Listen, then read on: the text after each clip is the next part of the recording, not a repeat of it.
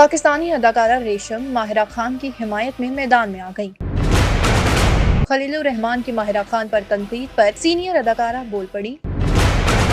अदाकारा रेशम का माहिरा खान की हिमायत में मजीद क्या कहना था, आइए जानते हैं।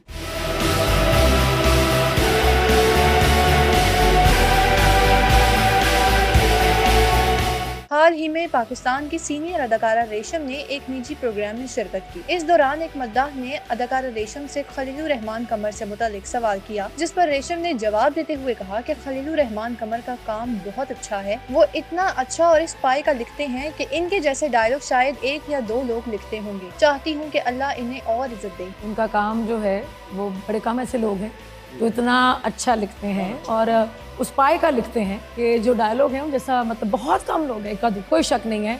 मैं चाहती हूँ अल्लाह उनको और भी इज्जत दे। माहिरा खान के हवाले से बात करते हुए रेशम का कहना था कि मैं पिछले 2 साल से देख रही हूँ कि खलीलुर रहमान कमर माहिरा के पीछे पड़े हैं और कहते हैं कि मैंने माहिरा खान को ड्रामा सदके तुम्हारे दिया। रेशम ने सवालिया बात करते हुए कहा कि आपने कहाँ दिया, आप तो राइटर थे, ड्रामा तो चैनल और प्रोड्यूसर ने दिया है। मैं पिछले कई 2 सालों से देख रही हूँ वो माहिरा खान के पीछे पड़े हैं जी।